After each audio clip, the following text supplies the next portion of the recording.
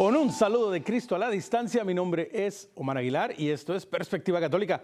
Perspectiva Católica, ya lo saben, nuestro encuentro semanal en donde nos reunimos como iglesia, como familia, como comunidad, para compartir, para aprender, para enseñarnos y, ¿por qué no?, para animarnos en el servicio. Hoy estaremos hablando de la diaconía, del servicio. El tema del día de hoy en Perspectiva Católica es el diaconado permanente.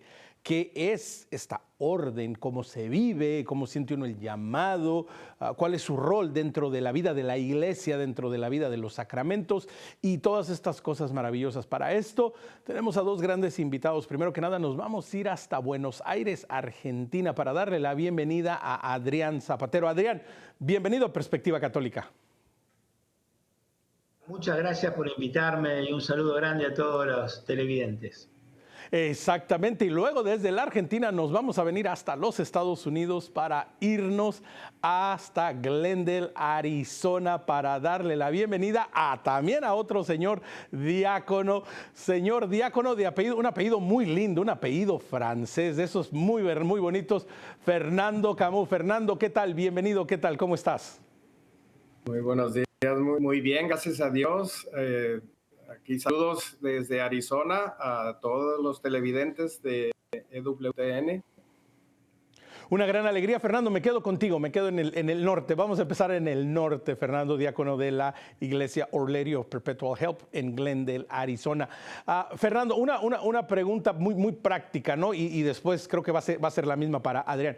Pero ¿cómo descubres tú o cuándo es la primera vez que tú tienes conciencia del diaconado? Antes de siquiera la vocación y el llamado, ya lo iremos viendo eso, pero para ti como persona, como laico, ¿verdad? Dentro de la vida de la iglesia, ¿cómo descubres, cómo te enteras del diaconado?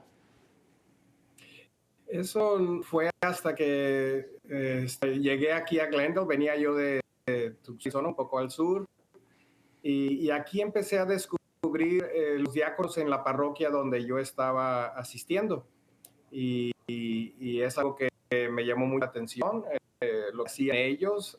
Platicaba con el diácono al final de la misa. Yo estaba envuelto, era lector ahí y ayudaba de otras maneras en la misa, sobre todo en la misa en español. Y así fue la manera en que empecé a conocer al diaconado. Exactamente. Y Adrián, la misma pregunta para ti. ¿Cómo fue ese primer contacto? Que es muy importante, ¿no? Porque habrá más de algún televidente o alguien que nos está oyendo en el podcast o que nos está escuchando por radio, ¿verdad? Y que de pronto no tiene ni idea del diaconado, ¿verdad? De pronto ve al ayudante del padre, ¿no? Y dice, pues este es ayudante del padre, aquí anda y está casado encima. Todas estas cosas por falta de conocimiento. ¿Cómo fue para Adrián descubrir esta orden, esto del diaconado? Bueno, primero, Omar, te quiero aclarar de que yo me hice diácono mientras vivía en la ciudad de Miami, en Estados Unidos. Después yo me volví para mi país, pero fue ahí donde el Señor me llamó. Y en mi caso fue un poquito distinto al del hermano, porque en mi parroquia no había diáconos. Yo tenía un sacerdote como párroco, que él había sido director de los diáconos permanentes en Miami, y él primero me llamó para que empiece a ayudarlo en la parroquia. Entonces, primero en la liturgia, después me pidió ayuda en el catecismo, me puso a cargo del catecismo de los adultos, después me pidió que lo ayude con el catecismo de los niños, después me puso a cargo de todo el catecismo de la parroquia, y en un momento dado, ya había pasado un tiempo, ¿no? Entonces en un momento dado me preguntó, ¿tú alguna vez pensaste en ser diácono? Y yo que venía de Argentina, que acá en Argentina no hay diáconos, para que tú te des una idea, Omar, en la ciudad de Buenos Aires, que viven 6 millones de personas, hay 12 diáconos nada más. En Miami, que vive una cantidad parecida de personas, hay 130 diáconos. Entonces, yo que venía de un país donde no se sabía nada del diaconado permanente, le dije al padre, ¿diácono qué? No tenía ni idea de lo que me estaba hablando. Entonces ahí fue como, yo creo que el Señor usó a este sacerdote santo que lamentablemente falleció para llamarme a este servicio, ¿no? Exactamente, ¿no? Y que precisamente es eso, es vivir en el servicio. Fernando, ¿cómo ¿Cómo te da esta primera impresión del servicio en el diácono? ¿Qué es lo que en una primera instancia a ti te atrae? ¿Es el servicio en la parroquia? ¿Qué es esto que te va llamando la atención del diaconado, Fernando? Lo más visible, diría yo, así como le empecé a decir que saludaba yo al diácono al final de la misa, y me empezaba a llamar él a invitar al diaconado, ¿no? Y yo estaba listo, eso fue hace más de 20 años. Y lo que me impactaba primero, lo más visible del diácono es que ayuda en la misa, está en el altar, y que puede dar la homilía, leer el evangelio, obviamente, y ofrecer la homilía. Es lo más visible, lo que la gente primero ve cuando está yendo a misa y hay un diácono en su parroquia. Pero las labores que hace el diácono después de eso, detrás del escenario, como se dice, pues son otras muchas labores que hace el diácono, ¿no? De preparar personas para los sacramentos, de bautismo, de matrimonio, etcétera, en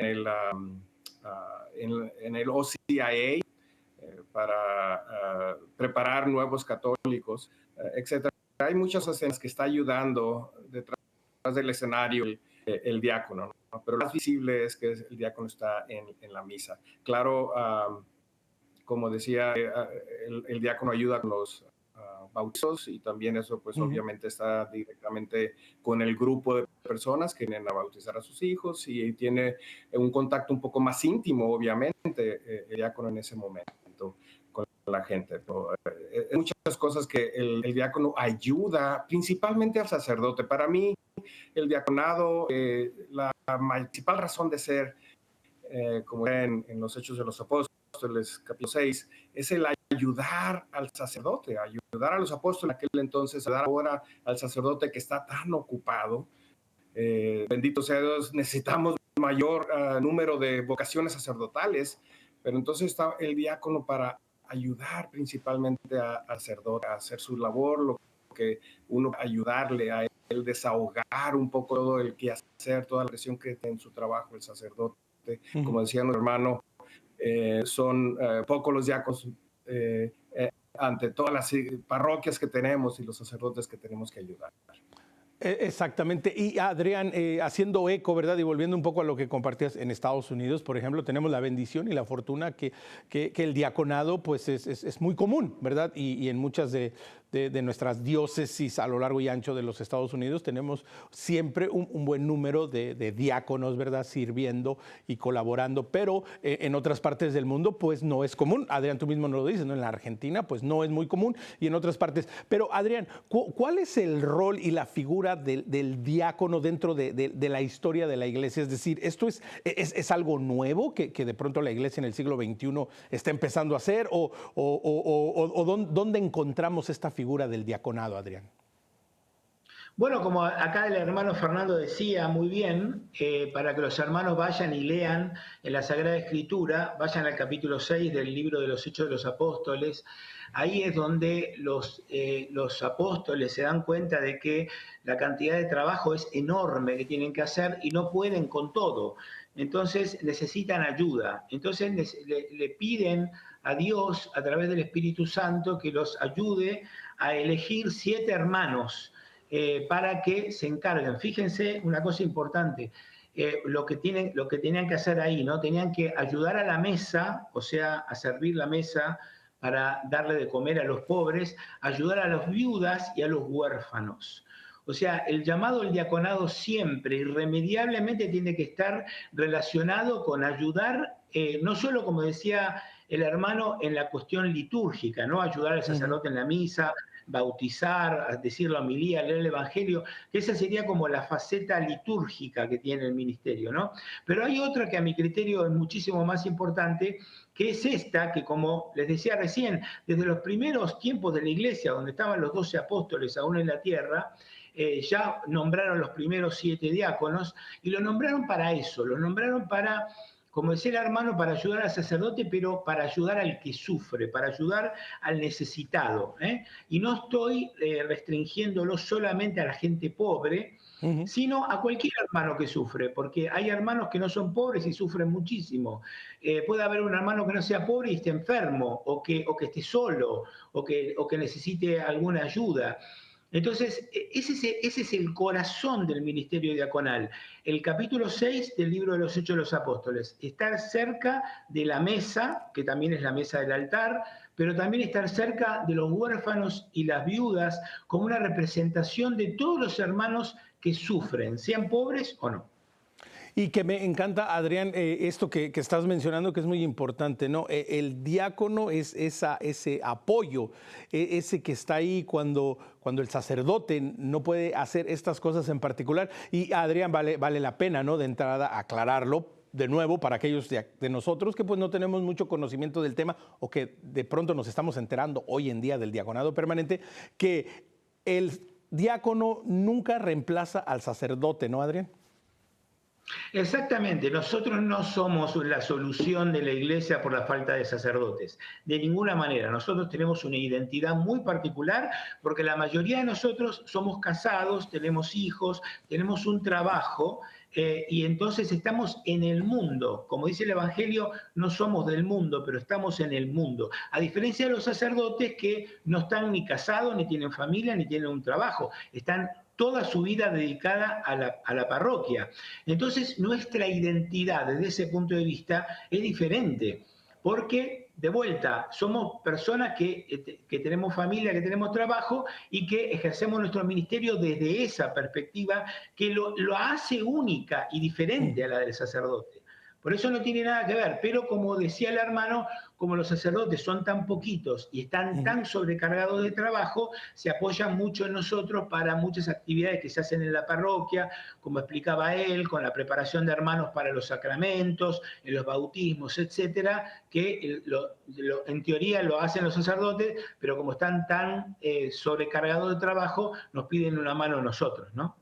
Exactamente, ¿no? Y nuestra labor, ¿no? También como bautizados, ¿no? Pues en la medida y en la vocación a la que el Señor nos está llamando, participar en la expansión del reino de Dios. Adrián, ¿qué rol juega? Y vamos a hacerlo, en primer lugar, un poco general y luego ya más personal. Pero, ¿qué rol juega la familia? Porque como bien dices, Adrián, pues un diácono es un hombre que está casado, que tiene una profesión, que tiene un trabajo, que tiene un montón de responsabilidades, ¿verdad? Cuando escucha esta vocación, ese llamado, ¿cuál es el rol que juega la familia en la vocación de un hombre al diaconado permanente? Es fundamental la familia porque para las personas como yo que somos casados, hay que recordarle muchas veces a los hermanos que el primer llamado que el Señor nos hizo fue al matrimonio, no al diaconado. El diaconado vino después. Por lo cual, esa prioridad en la que el Señor nos llamó, primero al diaconado, primero al matrimonio, después al diaconado, se tiene que conservar en las prioridades de nuestra vida. Por eso nosotros, a pesar de que estamos dedicados al ministerio y todo eso, nosotros tenemos que primero priorizar la familia, que es el primer llamado que Dios nos hizo, y después viene el diaconado.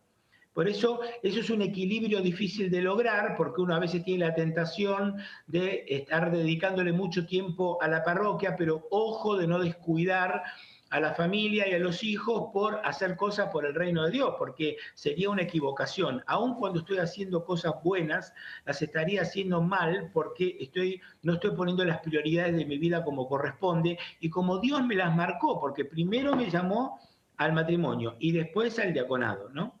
Y que precisamente, Adrián, esto que mencionas va unido de lo que nos decías con anterioridad, ¿no? Por ejemplo, que en tu caso particular fue también por medio de la conversación, por medio de la reflexión con un sacerdote, ¿no? Es decir, este proceso, este llamado también debe de llevar una buena guía, ¿no? Y no simplemente alguien decir, bueno, es que siento el llamado y nada, dejo todo y me lanzo porque es lo que yo siento. Adrián, continuando con y en esta línea, ¿qué importancia tiene también la guía espiritual y el dar tiempo quizás a que la vocación madure, Adrián? Es muy importante, primero no apresurarse. A veces, como comentaba el hermano Fernando, cuando uno tiene un diácono en la parroquia, por ahí como el diácono hace cosas muy particulares durante la liturgia, por ejemplo, siempre es el encargado de leer el Evangelio en la misa, a veces, cuando el sacerdote lo determina, podemos hacer la prédica, la homilía. Entonces, por ahí hay personas que se sienten tentadas de decir, ay, qué lindo, yo también quiero hacer eso, pero el diaconado no es eso. Entonces es algo mucho, como dije antes, es algo mucho más profundo, que va mucho más a la esencia de quién soy yo y cuál es mi misión en esto de expandir el reino de Dios en la tierra, ¿no? Entonces es muy importante tener un director espiritual desde el día cero, que al principio, como una guía, naturalmente tiene que ser el párroco, porque por lo menos en mi diócesis, para poder aplicar al diaconado, uno tiene que tener el aval del párroco. Entonces, obviamente el párroco es fundamental, pero después si uno entra al programa, uno tiene que tener un director espiritual y el párroco no puede ser. Entonces tiene que buscarse a alguien que lo vaya guiando, porque ¿saben qué pasa? Como decía San Agustín, uno tiene que discernir si a veces es la voz de Dios que me llama o es la voz de mi ego, ¿no? Eso es una cosa muy importante que hay que discernirla, porque acuérdense que cuando uno quiere y entra en el programa, es un discernimiento mutuo de la iglesia hacia nosotros y de nosotros con la iglesia. Los dos estamos discerniendo. Entonces, y tenemos que hacer realmente lo que es la voluntad de Dios. Y por ahí en ese discernimiento yo me doy cuenta que no es el llamado para mí. De hecho, yo me acuerdo que cuando yo entré al programa, entramos 25 y nos ordenamos 12. Y eso tiene que ver con que los hermanos disciernen y a veces no es el llamado. Y no tiene nada de malo, porque hay una cosa muy importante que resaltar y que es que nosotros los clérigos no somos mejores que ustedes los laicos, de ninguna manera. No se dejen nunca decir eso. Ni el Santo Padre es mejor que ninguno de todos ustedes a los ojos de Dios. La tarea que nosotros hacemos es la de todos los laicos, las religiosas y nosotros los clérigos, es hermosamente importante a los ojos de Dios, la de todos, y ninguna es más importante para Dios que la de los demás. Entonces, si ese no es el llamado mío, no importa, hermano, sigue trabajando en la iglesia como laico y propagando el reino de Dios, porque en definitiva eso es a lo que estamos llamados todos desde el bautismo. Exactamente, y Fernando, precisamente, ¿no? Este aspecto es de vital importancia para ti. Fernando, retomando este tema, ¿cómo fue para ti también este llamado y qué rol ha jugado la familia, tu familia, en este llamado y en esta vocación, Fernando? Sí, muy bien. Como decíamos antes, yo estaba envuelto ayudando en la iglesia, siempre desde joven me llamó el Señor a descubrir la misa diaria y fue una relación que me permitió avanzar mucho en el conocimiento de mi Señor, que me falta muchísimo más todavía por crecer, pero gracias al Señor que me invitó a estar desde adolescente, estarme acercando a la misa diaria, lo que me permitió conocer mucho más mi fe y me ayudó a avanzar en el servicio, en estar cuando ya de adulto, estar ayudando más en la iglesia, como decía, ya sea leyendo en la misa, ayudando en clases, nos dedicamos mi esposa y yo mucho a dar clases de planificación familiar. Yo estuve visitando las cárceles también para llevarle la comunión a los presos que no podían asistir a una misa. Entonces les llevaba yo la comunión, hacía en grupos, hacía servicios eucarísticos, ¿no? Entonces llevándole la comunión a ellos. Es que fue una manera en que empecé a hacer mi servicio. Fue una progresión para mí. Como dije antes, me empezaron a llamar al servicio del diaconado, pero para esto yo empezaba a ayudar en la prisión, más bien en la cárcel, hay una diferencia, ¿no? Entonces yo estaba yendo en las cárceles y empezaba, cada sábado estaba asistiendo a ayudar. Y con los pocos años mi esposa me empezó a decir, te necesitamos más en la familia, los niños están pequeños y el sábado que tienes libre para la familia te estás yendo a hacer servicio. Entonces lo tuve que bajar 2 veces al mes, con el tiempo lo bajé 1 vez al mes. Y con el tiempo tuve que abandonar ese ministerio después de 13 años de estar ayudando en las cárceles. Ujú. Entonces, la familia, claro que tiene un gran rol. Como le decía, me invitó el diácono a que fuera, que explorara el diaconado. Fui a hablar con alguien de la diócesis. Y después de estar discerniendo, decidí los estudios que tenía que hacer, etcétera. Iba a ser muy pesado para mi familia. Entonces, tuve que discernir que tenía que esperar. Si yo iba Ujú. a poder seguir explorando el diaconado, iba a tener que esperar a que mi familia estuviera mayor, los niños estuvieran más grandes. Y de hecho, ya hacia el final, ya que los hijos se fueron del hogar, ya somos empty nesters, nido vacío, como dicen aquí. Y entonces empecé ya a preguntar al Señor, ¿qué quieres de mí? ¿Qué quieres que haga después, ya ahora que me estoy acercando a una edad en que me voy a poder pensionar? ¿Cómo te puedo servir? Y en el Santísimo me dice el Señor, ¿has pensado en el diaconado? Entonces dije, ok, creo que es la señal que me está dando el permiso, el sentido hacia dónde, la dirección que tengo que dirigirme. Y desde ese momento me puse en contacto con las personas de la diócesis, con mi párroco, a explorar inmediatamente y empecé ese mismo año el programa de 2 años antes de entrar al diaconado que aquí tenemos en la diócesis de Phoenix. Ujú. Y después de eso, entonces ya empecé con el programa del diaconado, etcétera. Pero fue algo que tuve que discernir junto con mi esposa. Obviamente, ya no había la preocupación de los hijos necesariamente, pero todavía tenía el trabajo. Ahora ya estoy pensionado, ¿no? Y me puedo dedicar más plenamente al servicio. Pero fue algo que tuve que ver con mi esposa primero. Aquí en el programa de la diócesis, Ujú. ya que empieza uno el diaconado, siempre la esposa, una vez al año, se le pregunta prácticamente, ¿estás dispuesta a que tu esposo siga en este programa o no? Se necesita el apoyo de la esposa. Si la esposa dice que no en algún momento, se acaba el programa para mí. Y eso es algo muy bueno que tiene la iglesia, tener ese cuidado de la familia, del matrimonio. Y Fernando, quiero continuar contigo y luego retomo esta misma pregunta con Adrián. Pero Fernando, la importancia en este momento de que dices, bueno, esta es una decisión en familia, ¿verdad?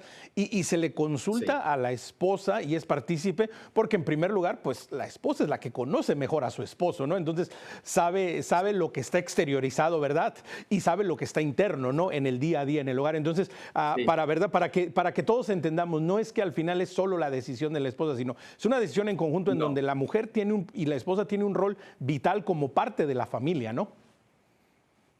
Muy bien dicho, sí. Claro que la iglesia está discerniendo mi vocación.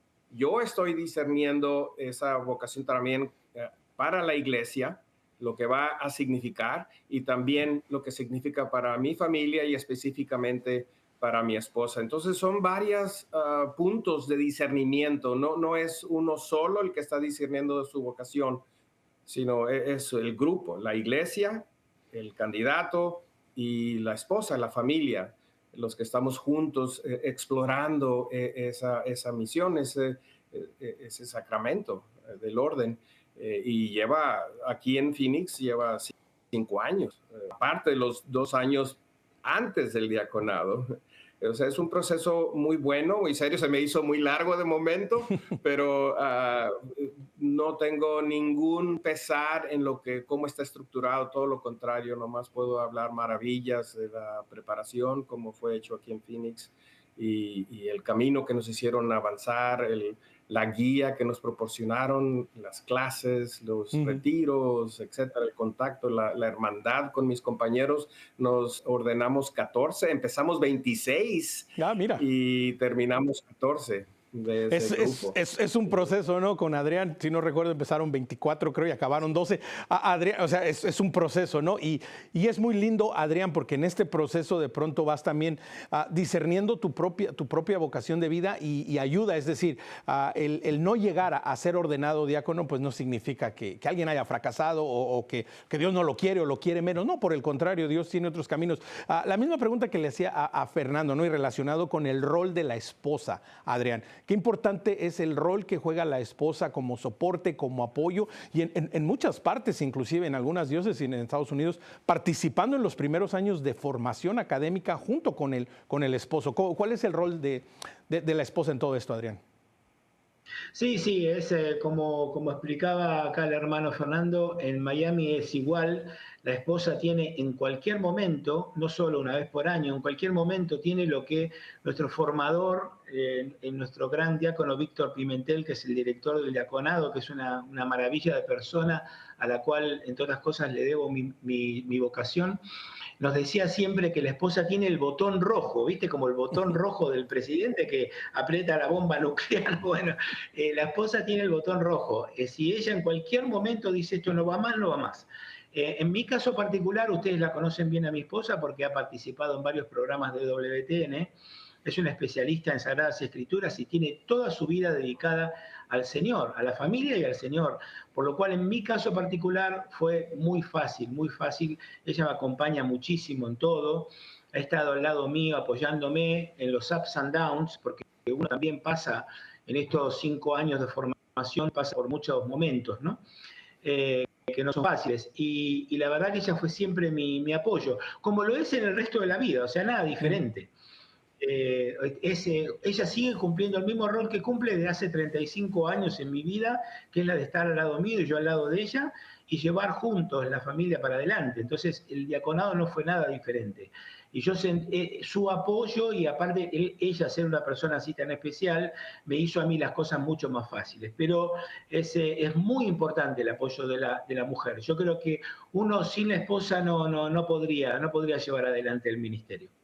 Oh, absolutamente. Y bueno, aprovecho para mandarle un saludo a nuestra querida amiga Patricia Weinberg de los Apóstoles de Cristo, Mujeres en la Biblia, y que por cierto tuve la oportunidad de hacer la cobertura del sínodo, la parte final del sínodo en Roma hace no muchos meses. Vamos a tomar una pequeña pausa. Estamos hablando y estamos escuchando un tema muy interesante, el diaconado permanente. En algunas partes del mundo, en Estados Unidos de manera particular, muy conocido, ¿verdad? Que estamos muy familiarizados, pero en otras partes de Latinoamérica y del mundo no tan conocido. Por eso aquí en Perspectiva Católica lo estamos trayendo aquí a la mesa del diálogo.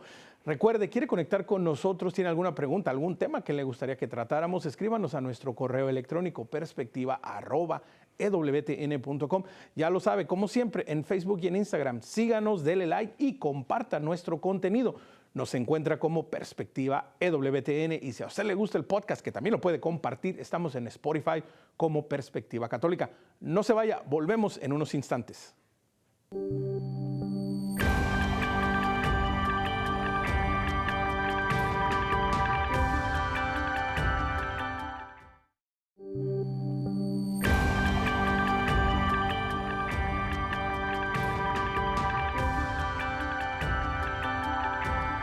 Omar Aguilar, Perspectiva Católica. Continuamos hoy en este día hablando del diaconado permanente. ¿Qué es cuál es su rol, dónde lo encontramos en la vida de la iglesia? Y hemos tenido una media hora, un primer segmento, ¿no?, en donde hemos escuchado de 2 diáconos activos, diáconos permanentes activos, que en diferentes partes del mundo pues están prestando su servicio. Quiero retomar el tema, voy a regresar con Fernando y luego con Adrián. Fernando, terminaba en la última parte entrando a un tema que a mí me parece sumamente interesante y que ustedes dos lo han tocado brevemente. Háblanos un poco de la formación necesaria para el diaconado permanente, es decir, va más allá, después del discernimiento, después de la aprobación y del apoyo de la esposa, de la familia, como en tu caso, Fernando, ¿no? Dices, bueno, pues en la providencia de Dios, hasta que nuestros hijos pues ya, ¿verdad?, se independizaron, ya salieron del hogar. Háblanos, Fernando, un poco de esta parte tan importante, la formación que lleva y que conlleva el llamado al diaconado permanente. Sí, muy buena pregunta. Como decía, en mi caso y en el caso de la mayoría de los diáconos permanentes, ya han tenido una vida activa en la iglesia de servicio. Gracias a Dios tenía yo mi propio estudio avanzando basado en la misa diaria y tomando lecturas y estudiándolas más a fondo. y aparte el seguir sirviendo, ¿no? En la iglesia, estar siempre averiguando, platicando con sacerdotes según preguntas sobre la fe, etcétera, ¿no? Algo que descubrí desde muy joven. Pero se necesita algo más, se necesita una preparación más a fondo. Entonces aquí en Phoenix tenemos un programa de, ¿cómo se dice?, para preparar gente que va a ser líder en las parroquias. Aquí se llama el Instituto Kino, y se recomienda para personas que van a estar activas en las parroquias. Dura 2 años, se toma un curso cada 5 semanas. Se descansa en el verano, pero dura 2 años, pero es muy, muy fuerte. Y ahí hay cursos de todo tipo, ¿no? Se ve la historia de la iglesia, teología del cuerpo, sacramentos y liturgia, responsabilidad católica, moral, enseñanza católica sobre cómo se vive la vida social, ¿no? El apostolado, etcétera. Es un programa muy bueno, muy profundo, hace estudios del Antiguo Testamento, Nuevo Testamento y diferentes partes también de filosofía y teología, ¿no? Entonces es algo que nos va preparando para ser líderes, pero también para el nuevo diácono que va entonces a progresar, a participar ya en el proceso de la preparación hacia el diaconado. Entonces se sigue con temas, se sigue profundizando en esos temas que acabo de mencionar, pero ya con más tiempo, más dedicación a estos temas. En nuestro caso, nos estamos juntando una vez al mes, viernes en la noche, todo el día el sábado, para diferentes cursos, estudios, convivencia, y se lleva cada semestre una de esas clases, como era en el Instituto Kino, que era de 5 semanas, 3 horas por semana, y se sigue eso 2 veces al año, ¿no? Antes el Instituto Kino era mucho más seguido, pero nos juntan una vez al mes, ¿no? Y ahí también seguimos explorando diferentes temas, ¿no? Del diaconado, de lo que nos va a preparar, ¿no? Espiritualidad, proclamación, homilética, etcétera, ¿no? Muchos otros temas. Sí. Tengo aquí una lista, pero no nos alcanza el tiempo para estar discutiendo cada uno. Pero tendríamos que hacer una clase, Fernando. Tendríamos que hacer una clase de... Así es. Exactamente. Y Adrián, sí, escuchamos... Pero lleva sus 5 años y vale la pena. Lo que quiero decir es que se profundiza muchísimo, ¿no? En nuestra fe, en cosas que la persona no está necesariamente envuelta en su vida normal, en su ministerio normal. Nos llevan de la mano a profundizar más en los estudios, en los escritos de la iglesia, de los papas, etcétera, etcétera, ¿no? Para prepararnos mejor, para poder estar al servicio, como decía nuestro hermano Adrián, al servicio de la gente, del que necesita aprender del Señor. Y tenemos que estar basados en conocimiento de lo que la iglesia nos enseña. No tiene que ser algo que podamos nomás pensar y decir, yo opino tal cosa, sino que tiene que estar basado en lo que la iglesia nos enseña, pero es teniendo en mente que estamos catequizando, estamos enseñando al pueblo de Dios a que entienda mejor lo que ofrece nuestra iglesia en el camino a nuestro Señor Jesucristo, que la base de todo es que conozcamos a nuestro Señor Jesucristo, su amor por nosotros, que nos está invitando a llegar a su cielo, a esa recompensa eterna que no tenemos idea, porque nos ama, porque nos ama. Entonces el diácono tiene que estar bien basado en las enseñanzas de la iglesia para poder demostrar ese cariño que tiene nuestro Señor, ese amor tan profundo que tiene nuestro Señor por sus hijos, por sus fieles. Y nosotros como diáconos estamos en ese servicio de llevar ese mensaje en cualquier obra que tengamos que hacer en la parroquia, donde nos ponga el párroco, ya sea en la misa, asistiendo en la misa, ya sea al final de la misa, que la gente se acerca al sacerdote, y cuando es mucho el pueblo, pues vienen también con el diácono, hacen preguntas, quieren bendiciones, etcétera, ¿no? Entonces el diácono tiene que estar imbuido en todo ese conocimiento la riqueza de la enseñanza de nuestra Iglesia Católica para poder pasar y transmitir ese gusto por la fe al pueblo de Dios. Y que es sumamente importante. Y Adrián, continuando con este tema, ¿no? La importancia de la formación, no solo previa, ¿verdad?, al llamado, ¿verdad?, en la vida misma, en la vida de fe, en la vida familiar y todo esto, pero la formación dentro del diaconado, porque, Adrián, el diácono también ya en el servicio, ¿no?, ya en la diaconía, en este servicio, pues también enfrenta y tiene que de alguna manera dar una respuesta a muchas circunstancias y a muchas situaciones de personas que vienen a la iglesia buscando esta ayuda, ¿no? Entonces, háblanos un poco también de estos dos aspectos, la formación y ya vamos entrando en las realidades a las que ustedes atienden como diáconos. Sí, bueno, como decía el hermano Fernando, en mi caso, en la diócesis de Miami, también tuvimos una formación larga de 5 años, muy fuerte, con un hincapié muy grande en las Sagradas Escrituras, pero también teología, filosofía, mariología, cristología. O sea, es muy fuerte la formación. Son 5 años largos, pero maravillosos. ¿Y por qué? ¿Por qué es importante? Primero, porque es importante para todo cristiano. Miren, todo cristiano tendría que estar apoyando su propio ministerio, el que sea laico o sea clérigo, en 3 patas, me parece a mí, ¿no? Que son la formación, la oración y la acción. ¿Qué quiero decir? O sea, primero la formación, estudiar constantemente, no solo porque, como nos enseñaron a nosotros en el seminario, la ordenación no es la finalización de este proceso de formación. Es hasta diría, es el comienzo, ¿no? Porque eso no termina nunca. Uno tiene que seguir estudiando, seguir leyendo los documentos que sacan los papas, etcétera, etcétera, ¿no? Pero entonces, primero la formación, después la oración, porque sin relación con el Señor no hay ministerio. Y por último, el ministerio. Entonces, eso es para cualquier cristiano, y el diácono no es para nada diferente. Pero ¿en qué cambia en nosotros? Que como nosotros somos clérigos, como nosotros representamos oficialmente a la iglesia, nosotros hablamos en el nombre de la iglesia.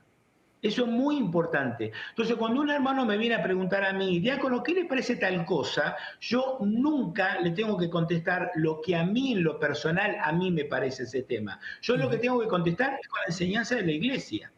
¿Entienden? Es una gran diferencia. Es más, yo siempre le digo a mis parroquianos, lo que yo opino de estos temas, ustedes nunca se van a enterar porque es completamente irrelevante, a nadie le importa lo que yo opino. Yo estoy acá en representación de la iglesia para enseñarles lo que la iglesia enseña de este tema, ¿no? Entonces, para poder hacer eso, que es una responsabilidad enorme, uno tiene que prepararse.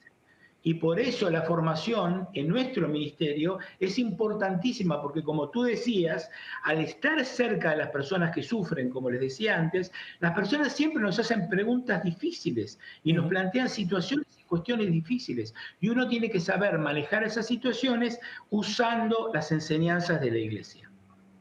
Que es de vital importancia es este punto, ¿no? Fernando, lo que dice Adrián es de vital importancia, ¿no?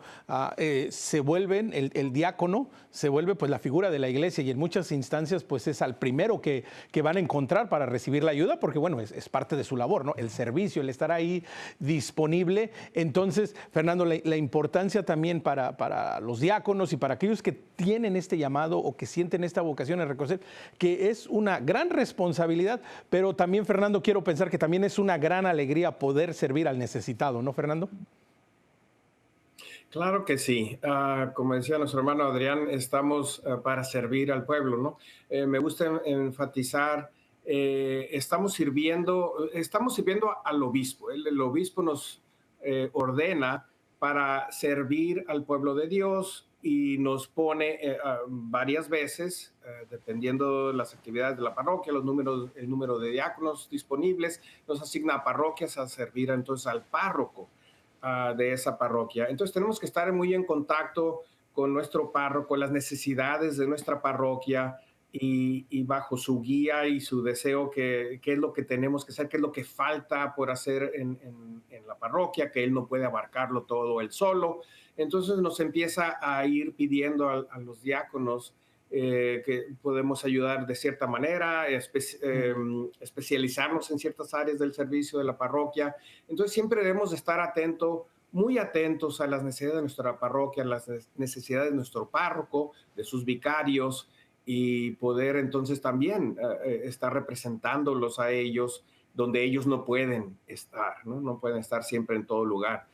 Hasta en visitas de los enfermos, no podemos llevar nosotros la unción de los enfermos, no podemos, es un sacramento que está solamente limitado al sacerdocio, pero podemos estar dándole un poco de guía a ese enfermo. Y Fernando, claro, Fernando, déjame que te interrumpa aquí, Fernando, porque quiero que nos aclares ese punto que a veces puede confundir a más de una persona. Y también ahorita voy a pedir la opinión de Adrián. Pero Fernando, esto que mencionas es muy importante. Claro. ¿Por qué el diácono no puede dar la unción de los enfermos? Es decir, alguien viene con una emergencia, con una necesidad, de pronto va a recibir una operación, ¿verdad? Y quiere la unción de los enfermos, está el diácono y le pide, y el diácono dice: es que no puedo, y hay mucha gente que se enoja. Yo personalmente he sabido de personas que hasta desafortunadamente se han alejado de la iglesia por esta particular situación. Pidieron la unción de los enfermos, el diácono les trató de explicar que no podía, y se sintieron y se fueron de la iglesia, se fueron, ya no volvieron a la iglesia. Pero ¿por qué no puede hacer esto el diácono, Fernando? Muy buena pregunta.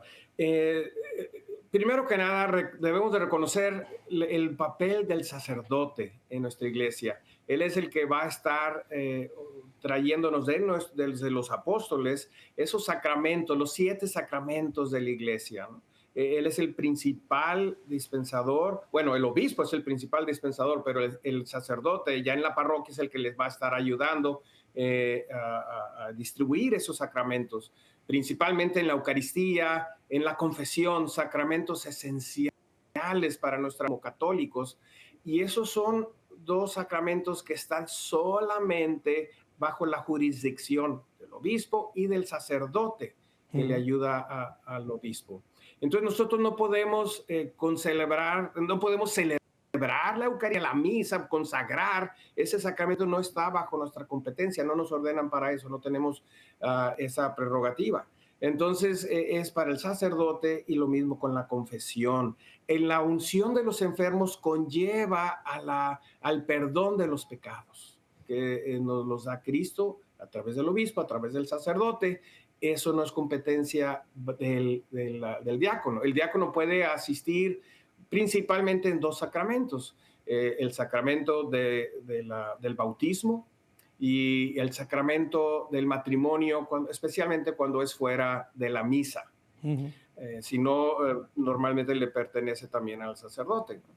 Debemos de estar siempre indicando el camino. Es el sacerdote, la figura en persona Christi, Capitis, ¿no? Que es el sacerdote. Entonces debemos estar siempre enfocados en eso. Entonces los diáconos estamos limitados y con mucha razón, ¿no? a 2 sacramentos, y eso es lo que vamos a ayudar principalmente, es lo que necesita también la iglesia. Tenemos muchos bautizos, la carga de trabajo del sacerdote es mucha, la que tiene que hacer, estar distribuyendo de todos los sacramentos. Entonces qué bueno que el diácono le puede ayudar con el número de bautizos que tiene que estarse celebrando en la parroquia durante el mes, durante el año. Es una gran ayuda el poder desahogar de esa labor al sacerdote. También cuando llega la preparación matrimonial, e incluyendo pues cuando se puede celebrar un matrimonio que por diferentes razones se celebra la misa, ahí es el diácono también para ayudar al sacerdote en todo eso, ¿no? Claro, estamos sirviendo al pueblo de Dios, pero es bajo la guía de nuestro sacerdote. Él es el que a él lo estamos ayudando, ¿no?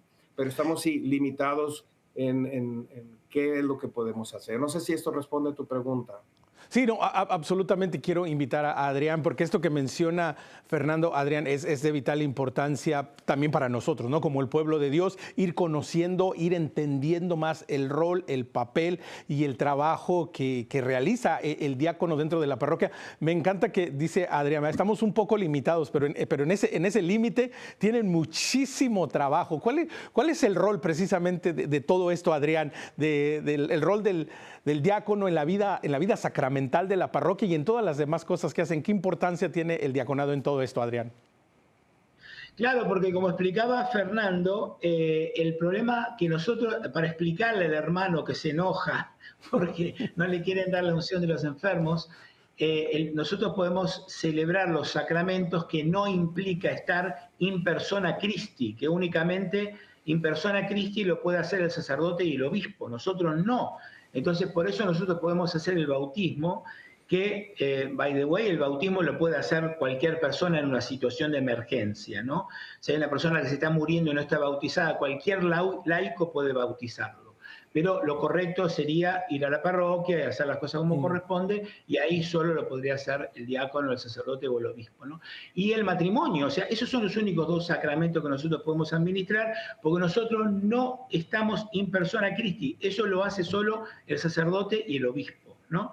Entonces, en ese sentido, a pesar de que, como decías tú, Omar, estamos un poco limitados, pero es tanto el trabajo que hay que hacer, como lo dice el Señor en el Evangelio, ¿no? El Señor le pide al Padre que le mande obreros a su mies, porque el trabajo es mucho y los trabajadores son pocos. Y eso sigue, han pasado 20 siglos y eso sigue igual. Entonces, toda la tarea que nosotros hacemos de acompañar al sacerdote en su tarea ministerial es muy importante, pero que los hermanos entiendan que hay cosas que no podemos hacer porque, de vuelta, nosotros no actuamos in persona Christi como sí lo hace el sacerdote cuando celebra la misa, cuando perdona los pecados en el sacramento de la reconciliación y cuando administra el sacramento de la unción de los enfermos. Y también, Adrián, en este tema, algo que muchos diáconos hacen y lo hacen de manera espectacular es el apoyo que ofrecen y que dan y la asistencia y muchas veces la guía a ministerios dentro de la parroquia. Quiero pensar en muchos ministerios familiares, ¿no? Que ven en la figura del diácono y en la persona del diácono, que es una persona casada también, que es un hombre con familia, la guía y el apoyo. Entonces, háblenos también un poco de esto, Adrián, del apoyo que el diácono puede ser y en muchas situaciones es para movimientos ministeriales, movimientos familiares dentro de nuestras parroquias. Sí, yo le digo siempre a mis hermanos diáconos que por favor que se metan, que le pidan autorización a los párrocos y que se metan en los movimientos, que vayan a las reuniones, que se involucren en esas cosas, porque muchas veces en esos movimientos hay laicos muy bien intencionados, de un gran corazón, pero que por ahí les falta formación. Entonces, por ahí nosotros podemos hacer una buena ayuda a esos hermanos sin que se sientan invadidos ni observados, pero sí apoyados, ¿no? Darle apoyo a todos los ministerios de la parroquia, no importa el que sea, ¿sí? Pedir la autorización al párroco y asistir a esas reuniones a las que uno puede, ¿no? Y ahí darles guía, ir dándole formación para que los hermanos vayan haciendo en ese llamado particular de ese ministerio las cosas cada vez mejor y de acuerdo con el plan de Dios, ¿no? Y eso lo van a poder hacer en la medida que se formen. Entonces, creo que nosotros tenemos también ese rol que el sacerdote, como hablábamos antes, está sobrepasado de cosas y no lo puede hacer, y creo que nosotros podríamos hacer un gran bien en la parroquia metiéndonos en los ministerios y tratando de guiar y de formar a los hermanos. Y Fernando, guiar y formar a los hermanos también se da de nuevo, ¿no? Volviendo al tema de la familia, que el diácono tiene esa bendición y esa posibilidad de que vive este orden, vive este llamado y lo hace desde una familia, con el apoyo, ¿verdad?, de la esposa que está ahí. Entonces, también, Fernando, un poco el testimonio que puede dar el diácono con su vida misma, con su testimonio de vida, a ayudar a otros ministerios y a la parroquia en general, ¿no? Claro. Sí, es muy importante nuestra experiencia como matrimonio que tenemos los diáconos que estamos casados y que tenemos familia. Cuando nos da la oportunidad el sacerdote de predicar en la misa, podemos traer eso a la luz, nuestro propio ejemplo en diferentes homilías, según sea el caso, nuestra propia experiencia de nuestra familia. Cuando damos clase para bautizos, para los padres y padrinos, y podemos envolver nosotros en eso, nuestra propia experiencia, los nietos que tenemos, la importancia del sacramento, la importancia de estar dentro de la iglesia y cómo en el bautizo estamos empezando ese caminar con la gente y podemos relacionar nuestra propia experiencia con ellos, cómo lo hemos vivido, etcétera, ¿no? Entonces sí es importante que podamos compartir nuestro propio testimonio en las diferentes pláticas, en las diferentes actividades, como nos dice Adrián, en cualquier otro ministerio, ¿no? Acabo de mencionar dos nomás, pero en cualquier otro ministerio en el que estemos, podemos compartir nuestra vida matrimonial, como decía también Adrián. Nuestro primer sacramento es el sacramento del matrimonio, y traerlo también a nuestra vida ministerial como diácono. Es importantísimo que la gente nos vea, que nos relacionamos con ellos muy íntimamente en una vida familiar. Y en todo esto también que estamos viendo, Adrián, ¿qué importancia tiene? Y lo estoy planteando, ¿verdad? Para también, de alguna manera, ¿verdad? Haciendo la invitación, ¿verdad? Nunca uno sabe cómo Dios nos llama, ¿verdad? Quizás más de un caballero que está viendo este programa, que está en alguna de las situaciones en las que estuvieron ustedes en un día, ¿no? Quizás involucrado en la vida parroquial, de pronto alguien ya le comentó del diaconado. Entonces, todo esto también lo hago con esa intención de, esperemos en Dios, ¿verdad? Que salgan más vocaciones tan importantes y tan necesarias del diaconado. ¿Qué importancia tiene, Adrián, en todo esto la unión del diácono con su sacerdote y con su parroquia? ¿O se puede vivir el diaconado independiente fuera de la vida parroquial? ¿Cuál es la relación acá? Sí, sí, importantísimo. Te agradezco mucho la pregunta porque es muy importante. El día primero del seminario, porque nosotros nuestra formación la hacemos en el mismo seminario donde van los sacerdotes, los seminaristas que van para sacerdote, ¿no? Entonces, el primer día del seminario me acuerdo que nuestro formador nos dijo, la gente se cree que lo más difícil del ministerio es, en el caso de los sacerdotes, el celibato, pero es mentira. Lo más difícil es obedecer a Dios primero y después, en el caso particular nuestro, a nuestro párroco, ¿no? Obedecer, hay que ponernos en la mano del párroco, y a pesar de que yo creo que lo podría ayudar en la parroquia haciendo tal y cual cosa, si él dice, no, tú vas a hacer tal otra, obedecer, porque cuando uno obedece no se equivoca nunca. Entonces, ponerse a disposición del párroco y decirle, mire, padre, yo tengo estos talentos. Entonces, usted mándeme a donde usted necesita, donde yo le puedo echar una mano. Y a veces nos manda a hacer cosas chiquitas, o que a nosotros nos parecen chiquitas, pero que son importantes para la comunidad. Y bueno, por ahí yo creo que yo estoy para más, o estoy para cosas más importantes, pero ese es mi ego que me habla. Por eso, a veces la obediencia tiene mucho que ver con la humildad. Y nos va llevando a hacer la voluntad de Dios en nuestra vida, ¿no? Aprender a ser humildes. Entonces, ponerse a disposición del párroco y hacer lo que él nos indique. No importa si es chiquito o grande, es para la gloria de Dios. Exactamente, ¿no? Esa es la gran invitación.